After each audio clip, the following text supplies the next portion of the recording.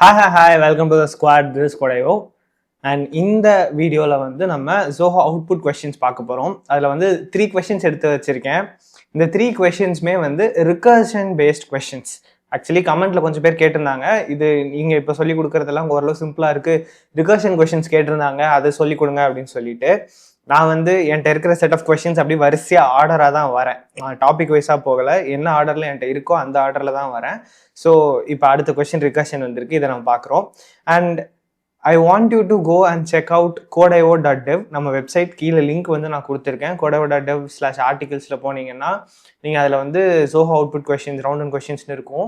அதில் வந்து so far 3 set of question papers வந்து நான் அப்லோட் பண்ணியிருக்கேன் வித் சொல்யூஷன்ஸ், கரெக்டான சொல்யூஷன்ஸ், ஆன்சரோட ஆர்டிகல்ஸாக இருக்கும். ஸோ 3 செட்டுனா ஒரு 45 கொஸ்டின்ஸ் கிட்ட அப்லோட் பண்ணியிருக்கேன். அதில் வந்து 30 கொஸ்டின்ஸ்க்கு ஆல்ரெடி வீடியோ சொல்யூஷன்ஸே வந்து நம்ம சேனலில் போட்டிருக்கோம். Zoho அவுட்புட் பிளேலிஸ்ட்னு சொல்லி தேடி பார்த்தீங்கன்னா இருக்கும். இந்த வீடியோவும் அந்த பிளேலிஸ்ட்டில் வர்றது தான். ஸோ இது வந்து first question of the third set. 2 செட்டுக்கு ஆல்ரெடி போட்டேன், 30 கொஸ்டின் ஆல்ரெடி போட்டேன். இது 3வது செட்டில் இருக்க first question, 31st question. So நீங்கள் வெப்சைட்டில் போய் பார்க்கணும் அப்படின்னா செட் 3ல் கொஸ்டின் நம்பர் 1 பார்த்தீங்கன்னா that will be this question. ஓகேவா? ஸோ வெப்சைட் போய் செக் பண்ணி பாருங்கள். நான் இங்கே பண்ணுறதை விட அதில் கொஞ்சம் வேகமாக இருக்கும் எப்பயுமே. ஸோ இப்போ தான் செட் 1 ஆரம்பிக்கிறேன், அங்கே செட் 1 முடிஞ்சிருச்சு. So if you are preparing for round 1, go and check the website out. கொஞ்சம் கொஸ்டின்ஸ் வந்து அதில் எப்பயுமே அஹெடாக தான் இருக்கும். So you can prepare for that. Okay, சரி, ஃபைன். இப்போ இந்த கொஸ்டின் வந்து என்ன அப்படின்னு சொல்லி பார்த்துருவோம். இப்போ என்ன கொடுத்துருக்காங்க அப்படின்னா, இது வந்து ஒரு Java question, but recursion concept தான். ஸோ நீங்கள் எதில் பண்ணாலும் கான்செப்ட் வந்து சேமாக தான் இருக்க போகுது. ஸோ ஃபன் அப்படின்னு சொல்லிட்டு ஒரு ஃபங்க்ஷன் இருக்குது. அதுக்கப்புறம் மெயின் ஃபங்க்ஷன்லேருந்து அந்த ஃபன்னுங்கிற ஃபங்க்ஷனை வந்து நம்ம கால் பண்ணுறோம் வித் 3 ஆஸ் ஆர்கியூமெண்ட். ஸோ இதுக்கு வந்து அவுட்புட் என்ன இருக்குங்கிறது தான் வந்து நம்ம கண்டுபிடிக்கணும். ஸோ இப்போ இந்த ஃபன் ஃபங்க்ஷன் என்ன இருக்குது அப்படிங்கிறத நான் ஒரு சூடோ கோட் மாதிரி குட்டியாக இங்கே வந்து எழுதிக்கிறேன். ஸோ எனக்கு வந்து நான் அது எப்படி போகும், அந்த ரிகர்ஷன் ஸ்டாக் உங்களுக்கு வரைஞ்சி காமிச்சேன்னா ஈஸியாக புரியுங்கிறதுக்காக. ஸோ இப்போ என்ன செக் பண்ணுறோன்னா, n = 0 இருந்துச்சுன்னா அது வந்து ரிட்டர்ன் அப்படின்னு சொல்லுது. Okay, it is not returning anything. Okay, திரும்ப போன்னு மட்டும் சொல்கிறது. அப்படி இல்லைன்னா இங்கே வந்து எஸ் அவுட்டில் n பிரிண்ட் பண்ணுறோம், அதுக்கப்புறம் ஒரு ஸ்பேஸை பிரிண்ட் பண்ணுறோம், அதுக்கப்புறம் திரும்ப ஃபன்னுங்கிற மெத்தடை அதுவே அகெயின் கால் பண்ணுது. ஸோ இந்த மாதிரி திரும்ப கால் பண்ணால் மட்டுமே இது ரிகர்ஷன், இல்லைன்னா அது ரிகர்ஷனே கிடையாது இல்லையா? ஸோ திரும்ப ஒரு எஸ் அவுட்டு, இதுலேயும் வந்து n ப்ளஸ் கொஞ்சம் ஸ்பேஸை வந்து நம்ம பிரிண்ட் பண்ணுறோம். ஸோ இதுதான் அந்த ஃபன்னுங்கிற ஃபங்க்ஷன். அண்ட் மெயின் ஃபங்க்ஷன்லேருந்து இந்த ஃபங்க்ஷனை 3ங்கிற ஆர்கியூமெண்ட் வச்சு கால் பண்ணுறாங்க. சரி, ஓகே. இப்போ நான் என்ன பண்ணுறேன், இந்த இடத்துல ஒரு டப்பா போட்டுக்கிறேன். இந்த டப்பா தான் என்னோட அவுட்புட்டுன்னு சொல்லி வச்சுக்கோங்க, அவுட்புட் டெர்மினல்னு வச்சுக்கலாம். ஸோ இதில் வந்து என்னெல்லாம் அவுட்புட் வரப்போகுதுன்னு சொல்லிட்டு நான் இது பண்ண போகிறேன். ஸோ ஃபர்ஸ்ட்டு வந்து ஃபங்க்ஷன் ஆஃப் 3 வந்து நம்ம கால் பண்ணுறோம். f(3) கால் ஆகுது. ஸோ f(3) கால் ஆகுறப்ப இந்த இடத்துல 3ங்கிற வேல்யூ வந்து அசைன் ஆக போகுது n-க்கு. இப்போ நம்ம என்ன செக் பண்ணுறோம், n is equal to 0 சொல்லி செக் பண்ணுறோம். ஸோ அது என்ன செக் பண்ணுது, 3 is equal to 0 செக் பண்ணுது. No, that is not true. So அப்போ ரிட்டர்ன் ஆகாது. அடுத்த ஸ்டேட்மெண்ட்டுக்கு போகுது. இதில் என்னோட வேல்யூ ப்ளஸ் ஒரு ஸ்பேஸ் வந்து பிரிண்ட் ஆகும். ஸோ அப்போ என்னோட வேல்யூனா என்ன, இப்போ என்னோட வேல்யூ வந்து 3 பிரிண்ட் ஆகிட்டு இங்கே ஒரு ஸ்பேஸ் வந்து பிரிண்ட் ஆகிருக்கும். நான் ஸ்பேஸுங்கிறதுக்காக அண்டர்ஸ்கோர் போடுறேன், நீங்கள் அண்டர்ஸ்கோர் போட வேண்டாம், ஸ்பேஸ் இருக்குன்னு ஞாபகம் வச்சுக்கோங்க போதும். ஓகே, ஸோ நெக்ஸ்ட் ஸ்டெப் என்ன ஆகுதுன்னா, ஃபன் ஆஃப் n-1 வந்து நம்ம கால் பண்ணுறோம். So fun of n-1 call பண்ணுறோம்.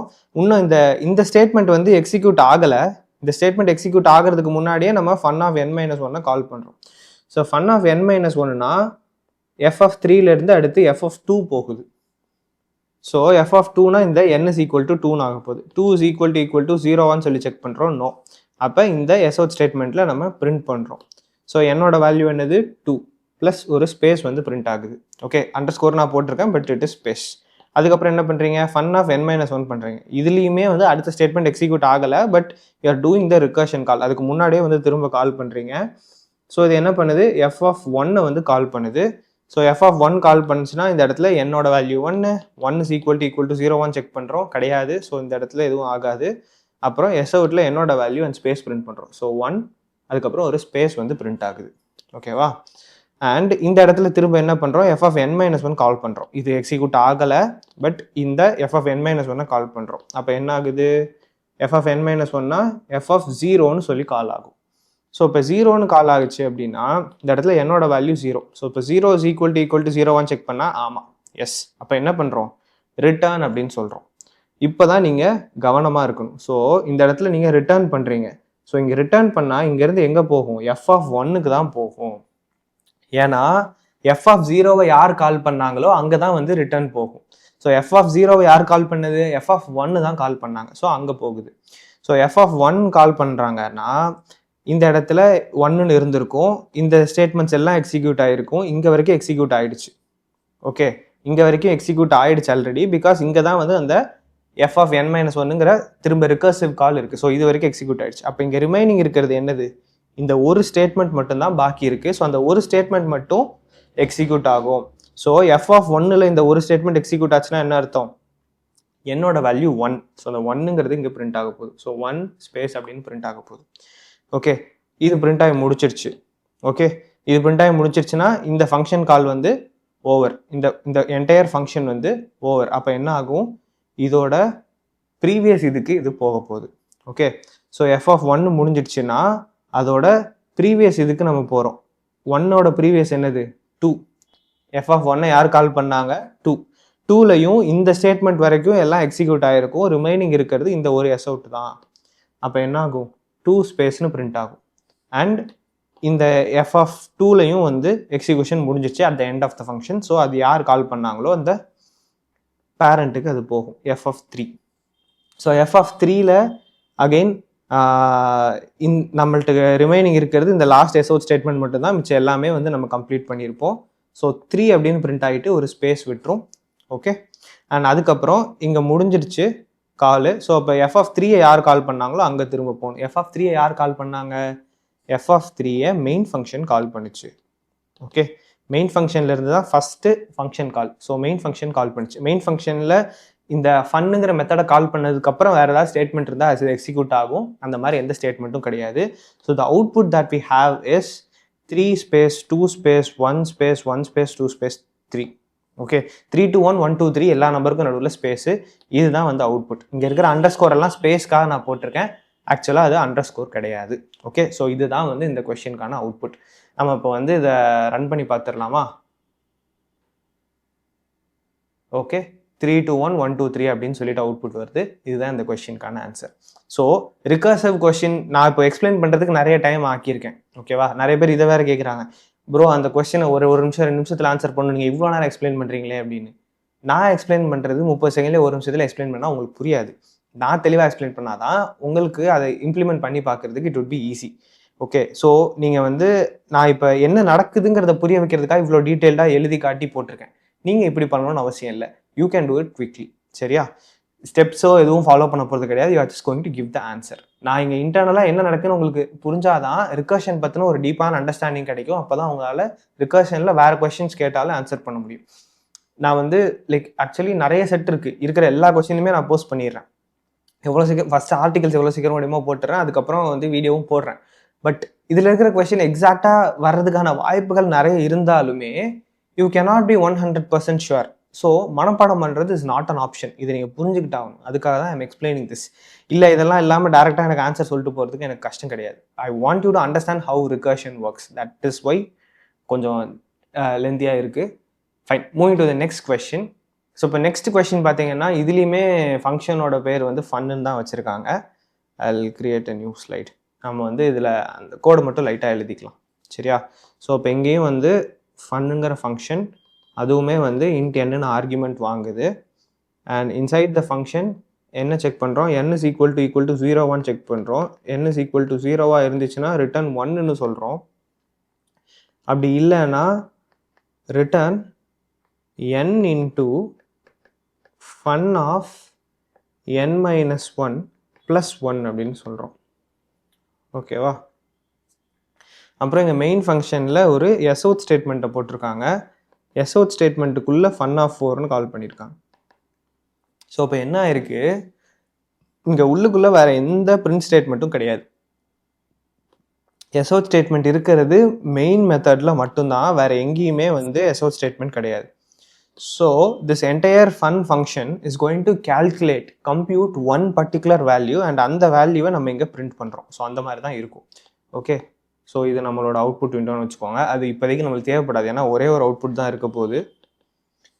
இப்போ வந்து நம்ம எக்ஸிக்யூட் பண்ணி பார்க்கலாம். ஐ மீன் எக்ஸிக்யூட்னா ஒரு ட்ரை ரன் மாதிரி. ஸோ இப்போ f(4) வந்து கால் ஆகுது. ஓகே, மெயின் மெத்தட்லேருந்து நீங்கள் வேணால் நீங்கள் மெயினுனாலும் போட்டுக்கோங்க. மெயின் மெத்தடில் இருந்து f(4)ன்னு கால் ஆகுது. ஸோ f(4)னா இங்கே என்னோட வேல்யூ 4 இஸ் ஈக்குவல் டு 0 பார்க்குறோம், இல்லை. ஓகே, நான் இதெல்லாம் சொல்கிறேன்ல, 4 = 0 பார்க்குறோம், இல்லை, ஸோ ரிட்டர்ன் ஆகாது, அடுத்ததுக்கு போகிறேன். இதெல்லாம் வந்து நீங்கள் வந்து மைண்டில் டக்குன்னு யோசிச்சிருவீங்க. நான் உங்கள்கிட்ட கன்வே பண்ணுறதுக்கு தான் it is taking time. So 4னால இங்கே வராது, அடுத்து வந்து இந்த இடத்துல வருது. இங்கே வந்து என்னோட வேல்யூ 4. ஸோ 4 × fun of 3 + 1, அதுதான் வந்து இங்கே வரப்போகிற வேல்யூ, அப்படி தானே?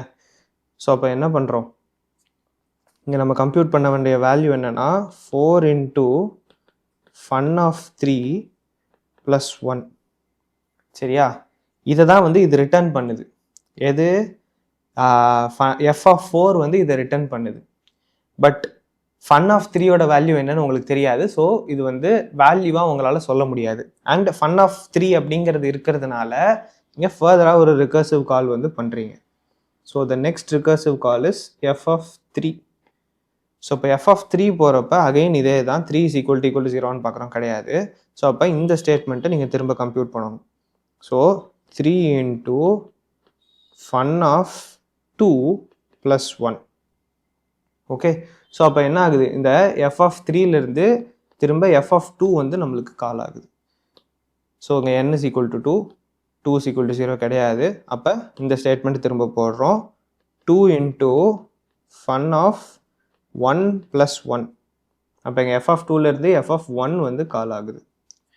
சரியா? f(1)னா இங்கே n = 1, n = 0 பார்த்தா கிடையாது. அப்புறம் திரும்ப இதே ஸ்டேட்மெண்ட்டை நம்ம எழுதுறோம். ஸோ என்னது, 1 × fun of 0 + 1 அப்படின்னு சொல்லி போடுறோம், ஏன்னா என்னோட வேல்யூ 1 தானே. ஸோ அப்போ இங்கேருந்து f(0) அப்படின்னு சொல்லி போகுது. ஸோ f(0)னா இங்கே n = 0. அப்போ n = 0 வாங்குற கண்டிஷன் செக் ஆகிறப்ப ட்ரூன்னு ஆயிடுது. அப்போ இந்த இடத்துல 1ன்னு சொல்லிட்டு நீங்கள் ரிட்டர்ன் பண்ணுறீங்க. ஓகே, ஸோ அப்போ இங்கேருந்து இங்கே ரிட்டர்ன் ஆகுது இல்லை, 1ங்கிற வேல்யூ வில் பி ரிட்டர்ன்ட். ஆனால் கொஞ்சம் தள்ளிக்கிறேன், எனக்கு தெரியுமான்னு தெரில.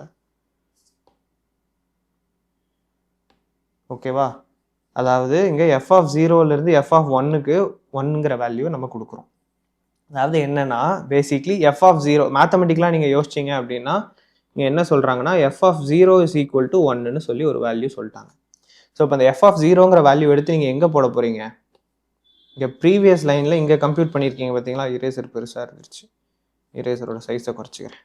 ஸோ இந்த இடத்துல fun of 0க்கு பதிலாக 1ங்கிற வேல்யூ போடுவீங்க. ஸோ 1 × 1 + 1னா என்னது, 1 × 1 + 1 is 2. ஸோ இது வந்து 2 அப்படின்னு ஆயிடுது. ஸோ 2ங்கிறது என்னது, f(1) = 2. இது வந்து ரெண்டாவது ஸ்டேட்மெண்ட். சரியா? f(0) கொடுத்துட்டோம், f(1) = 2ன்னு சொல்லிட்டோம். ஸோ இப்போ இந்த f(1)ங்கிறத கண்டுபிடிச்சாச்சு. இது அடுத்து மேலே அடுத்த ரிகர்சிவ் கால், அங்கே யார் கால் பண்ணாங்க, f(2) வந்து கால் பண்ணாங்க. f(2)ல் போய் இதை நம்ம சப்ஸ்டியூட் பண்ணணும். f(2)ல் பார்த்தீங்கன்னா 2 × f(1 + 1ன்னு இருக்குது. f(1)க்கு பதிலாக நீங்கள் 2ங்கிற வேல்யூ சப்ஸ்டியூட் பண்ண போகிறீங்க. So 2 × 2 which is 4, 4 + 1 5. So f(2) = 5.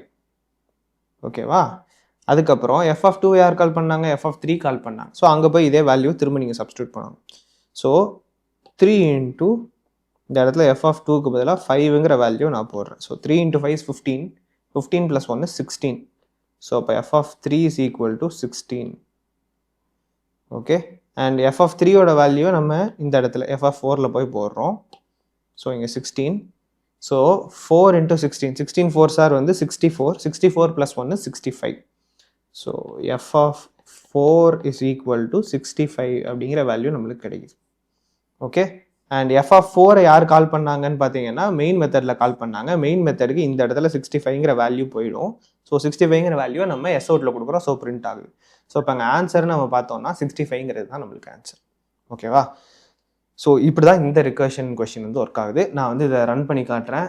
It should give you the same answer. இதை ரன் ஆச்சா இல்லையா? யா 65 ஆன்சர் வருது இல்லையா? ஸோ இப்படி தான் இந்த கொஸ்டின் வந்து சால்வ் பண்ணணும். அகெயின் இது வந்து உங்களுக்கு புரிஞ்சிச்சு அப்படின்னா நீங்கள் வந்து அடுத்து இம்ப்ளிமெண்ட் பண்ணுறப்ப சீக்கிரமாக பண்ணிடுவீங்க.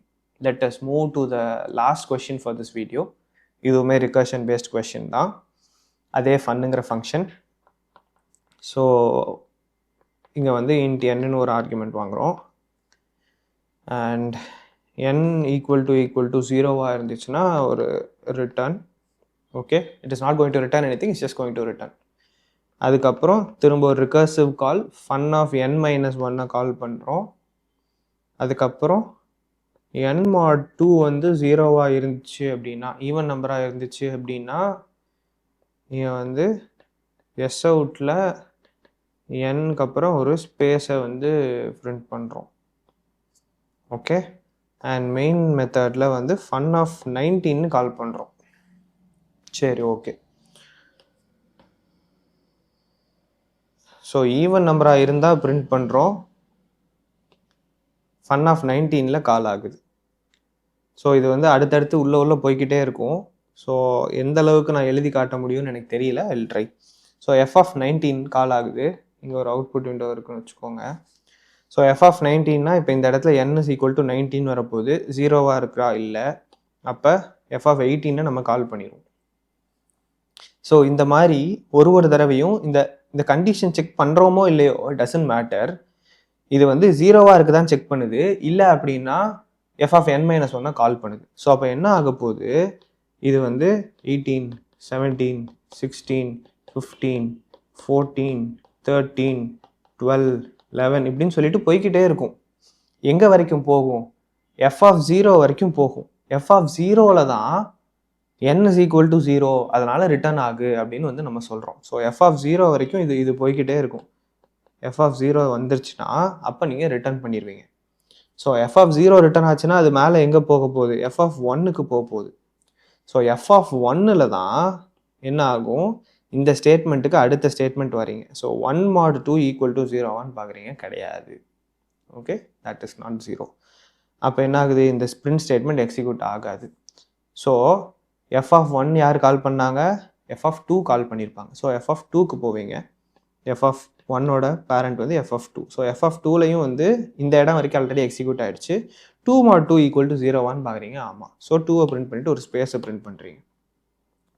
ஸோ 2 அண்ட் தென் ஒரு ஸ்பேஸ். அதுக்கப்புறம் பார்த்தீங்கன்னா எஃப் ஆஃப் 2வை யார் கால் பண்ணியிருப்பாங்க? எஃப் ஆஃப் 3 வந்து கால் பண்ணியிருப்பாங்க. ஸோ எஃப் ஆஃப் 3 கால் பண்ணியிருந்தாங்கன்னா இந்த இடத்துல 3 mod 2 ஈக்குவல் டு 0ன்னு வருதா? ஸோ 3 mod 2 ஈக்குவல் டு 0னா என்ன? ஃபால்ஸு.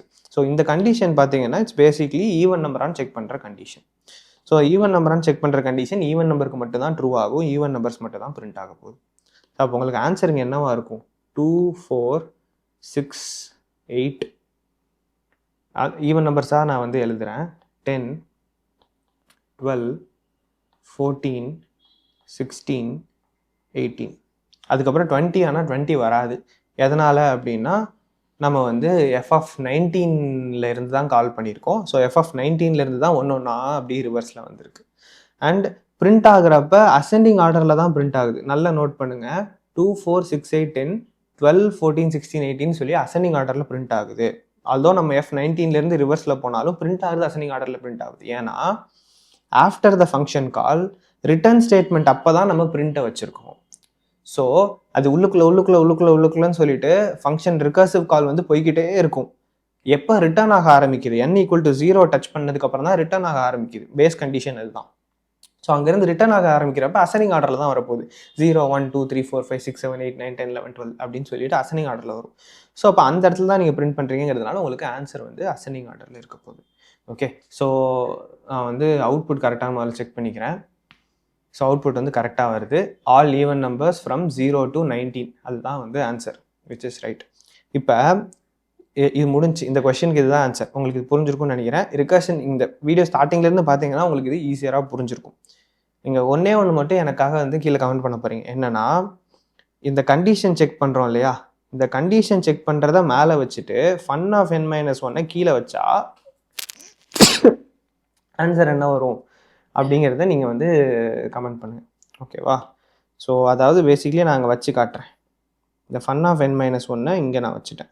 19 இருக்கட்டும், அதையே 19 கால் பண்ணுறீங்கன்னு வச்சுக்கலாம். இந்த கொஷனுக்கு what will be the answer? இதுக்கு என்ன ஆன்சராக இருக்கும்னு சொல்லிட்டு கீழே கமெண்ட் பண்ணுங்கள். That is it for this video.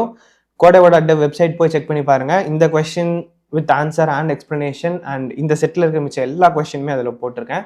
So go check that out. See in the next video. இதுக்கு ஆன்சர் இந்த கீழே கமெண்ட் பண்ணுங்கள். Bye for now.